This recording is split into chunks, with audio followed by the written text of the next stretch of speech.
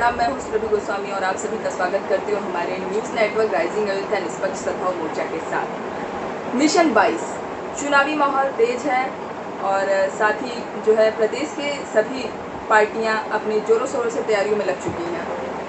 तो आज हमारे साथ मुद्दे की बात हमारे साथ में मौजूद हैं कांग्रेस नेता, अयोध्या जनपद के कांग्रेस नेता शरद शुक्ला जी।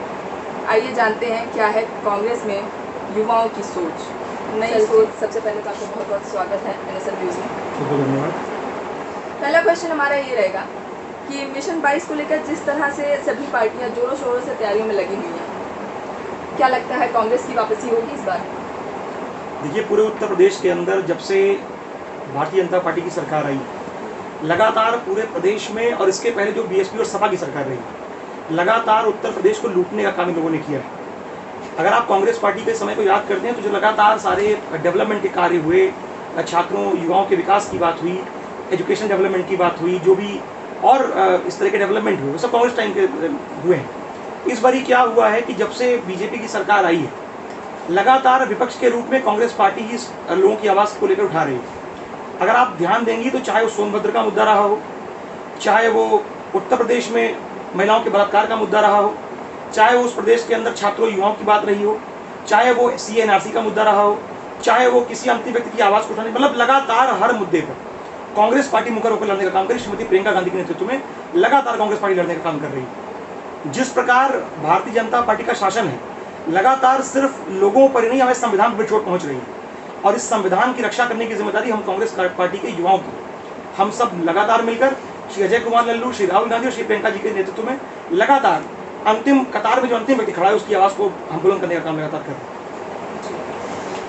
हाल ही में जिला पंचायत अध्यक्ष का चुनाव भी हुआ, तो उसमें कांग्रेस पार्टी दिखी नहीं, क्या कारण हो सकता है इसका? कांग्रेस पार्टी दिखी नहीं, इसको मैं खारिज करता हूँ। जिला पंचायत के चुनाव वो इस समाज के अंतिम व्यक्ति के चुनाव, पंचायत नीति हिंदुस्तान को श्री राजीव गांधी जी ने दी।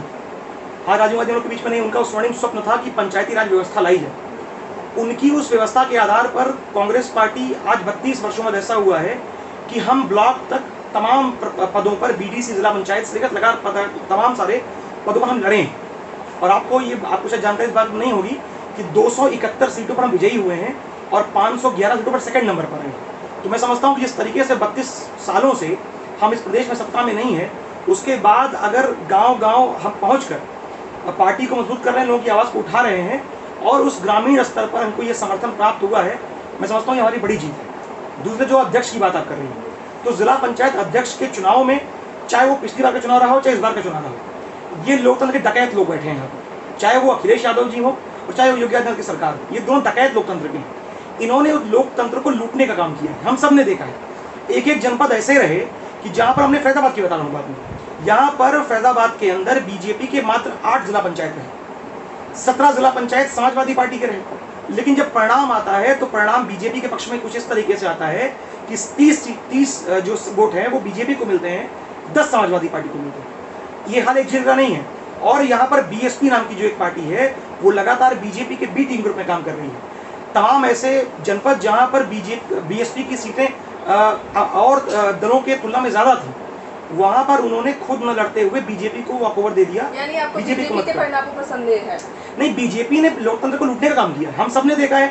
आप बताइए, किसी जिला पंचायत को इस तरह टॉर्चर करना, तो घर गिरवा देना, सड़कों को खुदवा देना, लोगों के गले दबा देना, लोगों को मारना पीटना। जिला पंचायत लखनऊ के अंदर DM किडनैप कर लेता है उस जिला पंचायत को, तो ऐसी स्थिति तो इस देश में कभी नहीं हुई थी। हालांकि समाजवादी पार्टी ने भी यही किया। समाजवादी पार्टी ने भी धन बल बाहुबल के बल पर लगातार जिला पंचायत को खरीदने का काम किया था और जिला पंचायत व्यवस्था को पूरी तरीके नष्ट करने का काम किया था। जो समाजवादी पार्टी ने बोया था, आज वो वही चीज काट रहे हैं। हालांकि समाजवादी पार्टी की वो नीति और बीजेपी की ये नीति लोकतंत्र के लिए दोनों खतरा है। और ये सिर्फ मेरी जिम्मेदारी नहीं है, इस प्रदेश के रहने वाले हर एक आम आवाम की जिम्मेदारी है कि जो लोग लोकतंत्र की हत्या में लगे हुए हैं, इनको रोका जाए और लोकतंत्र की रक्षा की हम लोग जिम्मेदारी सबकी बनती है। बहुत बढ़िया। तो कहना चाहेंगे कि आप खुद एक कांग्रेस नेता हैं, लेकिन देखने में आता है कि राहुल गांधी जी के अलावा और भी कई दिग्गज नेता हैं, जैसे ज्योतिरादित्य सिंधिया हुए, सचिन पायलट हुए, इन सब से हमेशा कांग्रेस के संबंध खराब रहे हैं। क्यों ऐसा है? क्यों युवा नेताओं को मौका नहीं दिया जाता है? ये गलत, युवा नेताओं को मौका क्यों नहीं दिया जाता है, मेरा ये प्रश्न है। ये गलत, आपको गलत जानकारी है। दो व्यक्ति जिनका आपने नाम लिया है, सिंधिया जी और सचिन पायलट जी, ये दो ऐसे व्यक्ति रहे जो राहुल जी की कंपनी बिना किसी परमिशन जा सकते थे। ये उनको छूट, ये इतने क्लोज थे राहुल गांधी जी। और एक ऐसा व्यक्ति जो सत्ता के मोह में गद्दारी कर जाए, उसको कितनी छूट आप चाहते हैं? आप बताइए, 26 साल के नौजवान को सांसद बना देना, उस व्यक्ति को मंत्री बना देना, प्रदेश का अध्यक्ष बना देना, उत्तर प्रदेश जिस राज्य की प्रभारी श्रीमती प्रियंका गांधी जी हो, उस राज्य का प्रभारी बना देना, इससे अधिक क्या अपेक्षा करती है? युवाओं को क्या मिल जाना चाहिए? लेकिन सचिन पायलट जी, आपको ये बात नहीं खलती है कि युवा नेताओं को जो योग्य हैं उन्हें भी मौका मिलना चाहिए? क्यों कमान नहीं संभालने दी जाती है कांग्रेस में युवाओं? मेरी उम्र 26 वर्ष की है। मैं 23 वर्ष की उम्र में कांग्रेस पार्टी में आया हूँ। मैं प्रदेश का सचिव बना हूँ। 24 वर्ष की आयु में प्रदेश का महासचिव बना हूँ और 25 वर्ष की आयु में प्रदेश के अध्यक्ष के लिए मेरा चयन हो गया। हालांकि उसके लिए उम्र कुछ इस तरह की थी कि उसमें मेरा नहीं हो पाया, लेकिन इतनी कम उम्र में अगर विधानसभा की दावेदारी में कर पा रहा हूँ तो सिर्फ कांग्रेस पार्टी में संभव है। राहुल गांधी जी की जो नीति रही वो लगातार ये थी कि किस तरीके से ऐसे लोग जिनके परिवार में पीढ़ियों में भी कोई राजनीति में नहीं रहा, लेकिन राजनीति में कुछ बेहतर करने की उनकी सोच है, तो ऐसे लोगों को भारतीय राजनीति में स्थापित करने का काम राहुल गांधी जी ने किया है। आपको उदाहरण देता हूँ, साउथ में एक ऐसी युवती जिसका पेशा दूध बेचने का था, उस युवती को वहां से उठाकर मेंबर ऑफ पार्लियामेंट बनाने का काम जो है वो राहुल गांधी जी ने किया है। ऐसे एक उदाहरण नहीं है, ऐसे बहुत सारे उदाहरण हैं। ऐसे एक उदाहरण मैं भी हूँ, एक ऐसा व्यक्ति जो अंडर एंडिंग का प्लेयर रहा, आज वो भारतीय युवा कांग्रेस राष्ट्रीय अध्यक्ष है, बी श्रीनिवास, जिनका नाम पूरे विश्व में मशहूर हो चुका है। वो कोविड के काल में जिस तरह सेवा काम किया है। और एक नाम नहीं, मैं आपको बताता हूँ, सचिन पायलट का अपना नाम लिया। सचिन पायलट जी को युवावस्था में ही बड़े बड़े मंत्रालय दे दिए गए, उनको बड़े प्रदेश का अध्यक्ष बना दिया गया। इसके अलावा जितने भी, चाहे वो मिलिंद देवड़ा हो, चाहे वो श्रीनिवास जी हो, चाहे वो कोई व्यक्ति हो, आप पूरे प्रदेश के अंदर, देश के अंदर उठा लीजिए, अगर नौजवानों को कोई मौका दे रहा है तो सिर्फ कांग्रेस पार्टी दे रही है। बीजेपी मौका देती है, लेकिन बीजेपी मौका तब देती है जब वो कल्याण सिंह के प्रपौत्र होते हैं, जब वो राजनाथ सिंह के बेटे होते हैं, जब वो यहाँ के सांसद के लड़के होते हैं, जब वो किसी विधायक के बेटे होते हैं, जब वो किसी मुख्यमंत्री के बेटी होते हैं, तब वहाँ मौका मिलता है। हमारे यहाँ पर क्या है, राहुल गांधी के सिस्टम में व्यवस्था इस चीज़ की है कि कोई अंतिम व्यक्ति जिसके पीढ़ियों में कोई राजनीति में नहीं रहा है, वो आए, पार्टी में जुड़े, मेहनत करे, संघर्ष करे और चुनाव लड़े। और इस प्रजातांत्रिक व्यवस्था में कांग्रेस पार्टी के अंदर आए, वो चुनाव लड़े और जीत कर अपना पद वो ग्रहण करे। ये हमारे यहाँ व्यवस्था है। यानी बीजेपी में पक्षपात होता है, ऐसा कहें? इनके बीजेपी के लोग इस बात को मानते हैं। बीजेपी दरी बिछाओ पार्टी इसका नाम है। यहाँ पर वो सारे लोग जो बीजेपी में गए हैं इस उम्मीद के साथ, मैं 2-3 नाम बताता हूँ आपको। एक हमारे यहाँ सिंधिया जी थे। सिंधिया जी इतने बड़े नेता थे कि इनका मतलब समझ लीजिए कि राहुल गांधी का सेकंड नंबर, इनका नाम जो है वो सेकंड नंबर पे लिया जाता था। आज वो 2 साल उनको पार्टी में जाते हुए 1.5 साल हो गए हैं। आज उनको अब शायद वो मंत्री बनाया जा रहा है। एक ऐसे और व्यक्ति हमारे प्रदेश में से गए, जितेंद्र प्रसाद जी, वो केंद्र में मंत्री रहे और बड़े पदाधिकारी हमारी पार्टी में रहे, पश्चिम बंगाल के इंचार्ज रहे वो। इसके बाद वो चले गए छोड़ के पार्टी। अब वहाँ पर वो दरी बिछाएंगे, इससे ज़्यादा वो कुछ नहीं कर पाएंगे। और यही बीजेपी के लोग, बहुत सारे बीजेपी के लोग, जो आप उठा के देखिए, यहाँ पर 1-2 नेताओं को छोड़ दें तो कोई नेता दिखता है आपको बीजेपी का? यहाँ पर व्यवस्था यही है। मैं चुनौती देकर इस बात को कहता हूँ कि 26 वर्ष का एक नौजवान जो कि यहाँ कर MP MLA का लड़का ना हो, उसको बीजेपी ला के दिखा, चुनाव लड़ा के टिकट दे दे, टिकट में जान जाऊंगा। तो ये व्यवस्था सिर्फ कांग्रेस पार्टी के अंदर है, ये ना समाजवादी पार्टी के अंदर है। समाजवादी पार्टी के अंदर जैसे एक व्यवस्था है कि यहाँ पर मुख्यमंत्री सिर्फ वही हो सकता है जो मुलायम सिंह जी का बेटा होगा, और यहाँ व्यवस्था नहीं हो सकती है। हमारे यहाँ पर क्या व्यवस्था है, हमने इस प्रदेश में तमाम सारे मुख्यमंत्री दिए हैं। हमने विभिन्न जातियों, विभिन्न वर्गों, विभिन्न धर्मों के मुख्यमंत्री दिए। हमारे यहाँ जातिवाद, पक्षपात ये बिल्कुल नहीं है। जो इस तरह के लोग बात कहते हैं, आरोप लगाते हैं, वो बिल्कुल लेकिन फिर भी ऐसी क्या बात हो जाती है कि कांग्रेस को छोड़कर लोग बीजेपी ज्वाइन करने लगते हैं? देखिए, ये सत्ता लोलुप लोग हैं और ये समझिए कि चांदनी रात 2 दिन की होती है। हमने इस देश को 70 साल चलाया है। इस देश को जब हमने बीजेपी को सौंपा, मैं ये कहूँ कि चलाया नहीं, इस प्रदेश की जनता ने 70 साल तक हमें मौका दिया इस देश को चलाने का। जिस पेट्रोल की कीमत, डीजल की कीमत 60-70 रुपए, 60-65 रुपए हुआ करती थी, आज वो 107 रुपए हो गई है। 7 साल में 107 पहुंचा दिया है। एक आध बार और मौका पा जाएंगे तो 250 रुपए कर देंगे पेट्रोल डीजल का। जिस सिलेंडर की कीमत 300-350 रुपए हुआ करती थी, आज वो सिलेंडर 1000-1200 रुपए का हो गया। और ये एक चीज नहीं है। आप बताइए, इस देश को कांग्रेस पार्टी अधिकारों वाली पार्टी रही। कांग्रेस पार्टी ने हमेशा इस देश को अधिकार देने का काम किया है। शिक्षा का अधिकार हो, भोजन का अधिकार हो, सूचना का अधिकार, तमाम सारे अधिकार हमने दिए। इन्होंने क्या किया, इन्होंने अधिकारों को छीना है। इस बताइए, इस भोजन का अधिकार जो था एक गरीब आम आवाम को, जो गरीब तबका था इस देश का, उसको चीनी और मिट्टी का तेल कोटे पर मिल रहा था, इन्होंने उसको बंद कर दिया। प्राइमरी स्कूल्स को प्राइवेट हाथों में दे देना कितनी बड़ी बुद्धिमानी का काम है। जो तमाम सरकारी जो संस्थाएं हैं जो लगातार काम कर रही थी, उनको बेचने का इनका क्या मतलब है इस चीज को बेचने का? आपने वो सिलेंडर तो लोगों को दे दिया निःशुल्क, लेकिन सिलेंडर का दाम आपने बढ़ा दिया। अब ये कहते हैं सिलेंडर बांट दिया है, लेकिन वो जो गरीब को सिलेंडर मिला है वो रिफिलिंग नहीं करा पा रहा है। आज एक बड़ी चुनौती ये भी तो है। तो सरकार को सर्वे ये भी कराना, मैं समझता हूँ कि सर्वे कराए, जितने सिलेंडर उन्होंने दिए हैं इस जनता को, उसमें से रिफिलिंग कितनी हुई, एक डेटा ये भी आना चाहिए, मैं समझता हूँ इसमें। बीजेपी के प्राइवेटाइजेशन को आप किस नजरिए से देखते हैं? देखिए, बीजेपी का निजीकरण, चूंकि इनको देश चलाना आता नहीं है, ये वो जो लोग हैं ये हमेशा खरीदे बेचने का काम करते रहे, उनको देश चलाना नहीं आता है। आपको उदाहरण देता हूँ, जब इस देश के अंदर 4 रुपया किलो नमक था, तो इस देश में गेहूं जो है 17 रुपये किलो हुआ करता, 11 रुपये किलो हुआ करता, और आज इस देश के अंदर 20 रुपये किलो आपका नमक है, 17 रुपये किलो आपका जो है वो गेहूं है। कारण क्या है? गेहूं बोता है किसान, वो 17 रुपये किलो हो गया, 11 से 17 किलो हो पाया। और जो इंडस्ट्रियल जो उद्योगपति बनाता है नमक, वो 4 रुपये से 20 रुपये पहुंच गया। तो इनकी निजीकरण की सोच, मैं ये समझता हूं कि एक सवाल इससे बहुत स्पष्ट रूप से होना चाहिए। ये कहते हैं कि नुकसान में चल रही है कंपनी, तो 2 सवाल इसमें मैं समझता हूं। अगर कोई कंपनी नुकसान में है तो उसे कोई उद्योगपति खरीदेगा क्यों? और अगर लाभ में चले तो आप उसको बेच क्यों रहे हैं? ये 2 सवाल है ना, स्पष्ट इस बात को इस पूरे देश को पूछना चाहिए इनसे कि भाई अगर नुकसान में चल रही है तो कोई उद्योगपति पागल तो नहीं खरीद रहा है उसको, क्यों खरीद रहा है उसको? और अगर वो नुकसान में, अगर फायदे में चल रही है तो आप बेच क्यों रहे हैं उसको? तो निजीकरण करना है अगर, जैसे अभी निजीकरण ट्रेन का कर दिया। अब रेल व्यवस्था में आपने देखा होगा कि 5 रुपए का आपको पड़ता था पहले प्लेटफॉर्म टिकट, 50 रुपए का हो गया।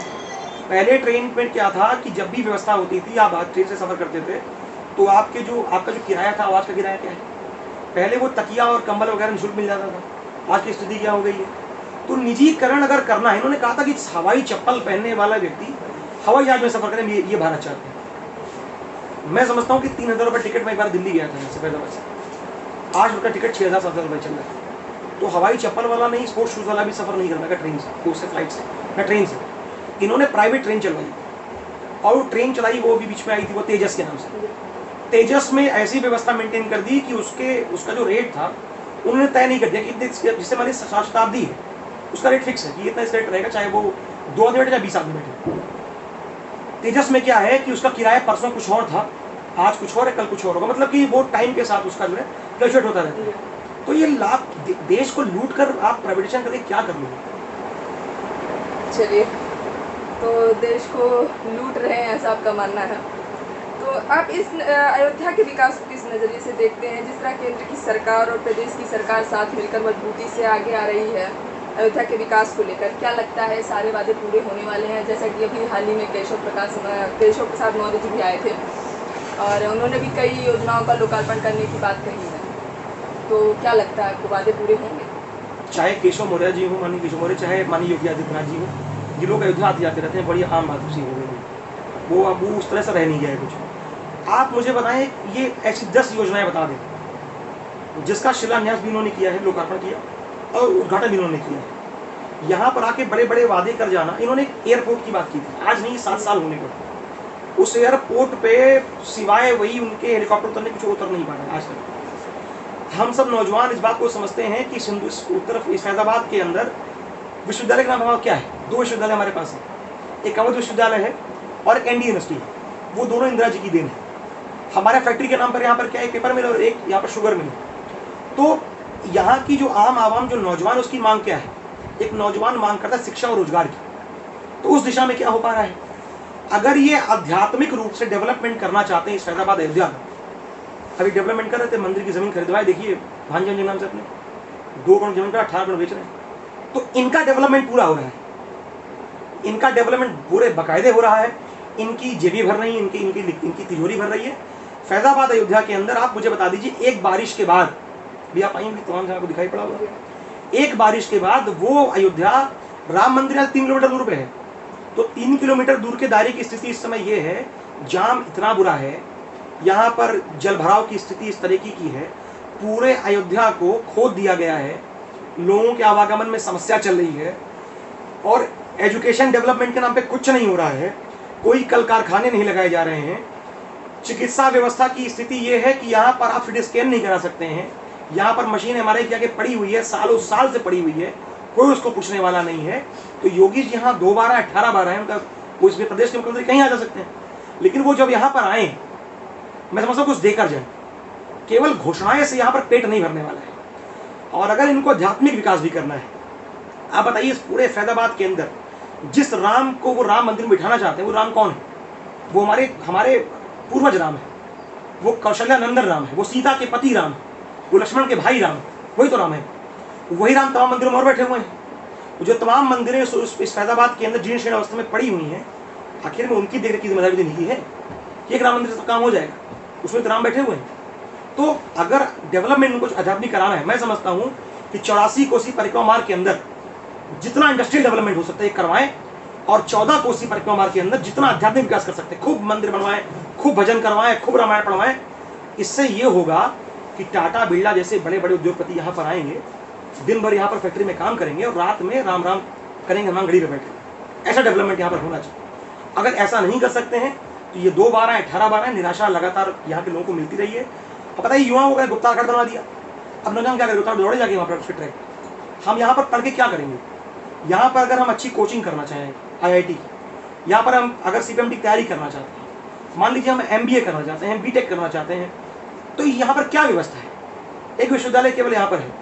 तो यहाँ पर लोगों को ये सोचना चाहिए कि यहाँ पर बढ़ती आबादी नौजवानों की है और नौजवानों की जो मांग है वो शिक्षा और उसके बाद जो है रोजगार, उस दिशा में इनको काम करना चाहिए। लेकिन जब ये हमारी सोच इस तरीके की है, हम जब सरकार में आएंगे, जिस तरीके से हमने पिछली बार काम किया था, लगातार सत्ता में रहने के बाद खूब डेवलपमेंट किया, खूब नवोदय खुलवाए जगह जगह पर, कस्तूरबा गांधी विद्यालय खुलवाए जगह जगह पर, शिक्षा का अधिकार के तहत जो है हम लोगों ने काम, जहाँ बेसिक शिक्षा के स्कूल खुलवाए, तमाम केंद्रीय विद्यालयों की स्थापना करवाई। तो ये हमारा काम करने का तरीका है। इनका काम करने का तरीका ये ऐसे ही खाली लोगों को बेवकूफ़ बनाकर काम चलते हैं, ये इनसे कुछ ऐसा होने से। यानी जनता निराश है। जनता बहुत इतनी निराश है कि आप समझिए कि डेमोक्रेटिक इलेक्शन में जहाँ पर जनता वोट करने वाली थी, इनकी मटिया पलीत हो गई पूरे प्रदेश के अंदर जिला पंचायत चुनाव के। लेकिन जहाँ पर धनबल बाहुबल की विजय होनी थी, दबा कर जीत गए। लोगों को गिरफ्तार करके, लोगों को पीट करके, लोगों को किडनैप करके।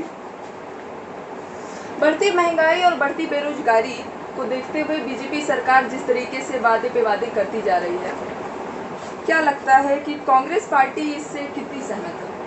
देखिए, इनके पास कोई इसका ब्लूप्रिंट नहीं है।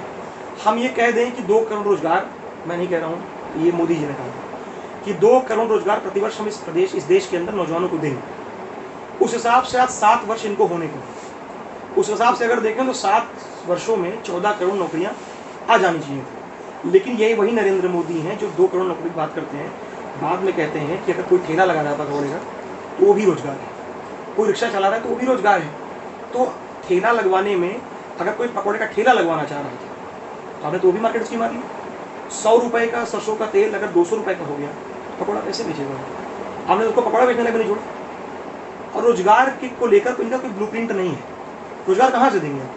अभी केंद्र सरकार ने एक नया आदेश जारी किया है, जो संस्थाएं सरकारी हैं और जो इस क्षेत्र में काम कर रही हैं, उसमें ये हुआ कि ना नए पदों का सृजन होगा, ना उसमें नई भर्तियां होंगी। ये उन्होंने स्पष्ट कर दिया है। अभी ये 1 हफ्ते पहले, 10 दिन पहले इसका आदेश आया है। तो जब नई नियुक्तियां नहीं होंगी, अब पूरे प्रदेश के अंदर देखिए लगातार BTC के अभ्यर्थी मारे जा रहे हैं। परसों जो है तमाम अभ्यर्थी जो है वो प्रदर्शन कर रहे थे लखनऊ के अंदर निशादगंज में, उनको बुरी तरीके से मारा पीटा गया। करीब 8,000 9,000 जो बैकवर्ड कोटे के सिपाही की पोस्ट थी पुलिस विभाग में, उसकी भर्ती लोग मारे पीटे जा रहे हैं। तो ऐसी मुझे कोई नौकरी ऐसी बता दें जिसमें आपने फॉर्म भरा है और वो आपने एग्जाम दिया और वो रिजल्ट उसका आ गया और नियुक्ति हो गई।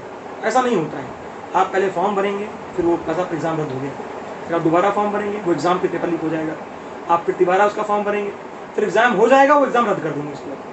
फिर मान लीजिए एग्जाम रद्द भी नहीं हुआ तो वो कोर्ट में चला जाएगा, फिर लाठियाँ खाएं पहले उसका चल के उसके लिए, फिर मुकदमे झेलें उसके लिए, फिर कभी इससे सबको पार करके पहुँच भी गए अगर तो कहीं रोजगार की संभावना बनती है। लेकिन इस सरकार के अंदर नौजवान निराश है, हताश है, महंगाई कमर तोड़ है, मैं आपको बता दे रहा हूँ कि आने वाले 1 महीने के अंदर, ये मैंने कहीं पढ़ा है, एक अर्थशास्त्री उन्होंने इसको लिखा था अपने एक ब्लॉग में कि सितंबर के महीने में 40% इंक्रीज़ होने वाला है एलपीजी का दाम। इस तरीके से अगर बढ़ेगा तो नौजवान और ये इस प्रदेश को चलाने वाली महिलाएं जो हैं, जिनको रसोई की जिम्मेदारी है, आप उनसे जाके पूछिए।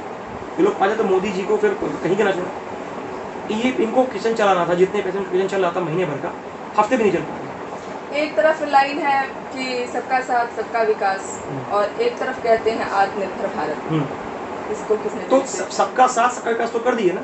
सबका साथ लिए, अडानी का लिए, अंबानी का लिए, तमाम उद्योगपतियों का लिए, मेहुल चौकसी का लिए, विजय माल्या का लिए ललित मोदी का, इस तरह के लोगों का साथ लिए, इन्हीं का विकास किया। और आत्मनिर्भर तो कर ही दिए। हम आप जो है कोविड में मजदूर हमारा पैदल आत्मनिर्भर तो हो ही गया। हम आप लाइन लगा के सिलेंडर लाने जा रहे हैं 1000 रुपये में, आत्मनिर्भर तो हो ही गए। अभी रुके रहिए, नौकरी से हाथ धो दिया जाएगा, आत्मनिर्भर हो जाएंगे, पकौड़ा पड़ा के हम लोग बेचेंगे।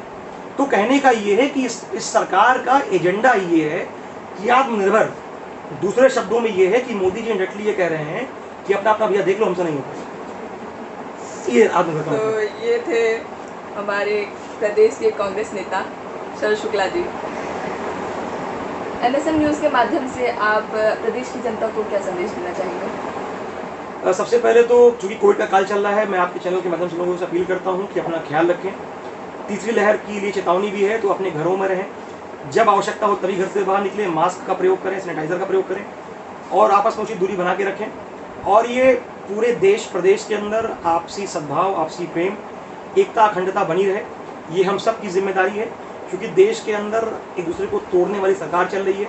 मैं आप सबसे अपील करता हूँ, इनके मंसूबों को कामयाब मत होने दीजिए। आपस में जातिवाद, हिंसा और धर्मवाद और इस तमाम सारी दीवारों को तोड़कर एक होकर रहिए। और इस देश की जो परिकल्पना है अनेकता में एकता की, उसको आप सब मिलकर परिपूर्ण करें। आप सब स्वस्थ रहें, सुरक्षित रहें, ये मेरी कामना है। धन्यवाद। बहुत बहुत धन्यवाद शरद जी आपका। आपने NSM न्यूज़ से अपने बेबाक तरीके से बात रखी और कई समस्याओं को भी दिखाया जो शायद बीजेपी सरकार को देखनी चाहिए कि प्रदेश में और भी कई समस्याएं हैं युवाओं को लेकर, शिक्षा को लेकर, जिस पर इनको नज़र रखनी होगी। बहुत बहुत धन्यवाद आपका।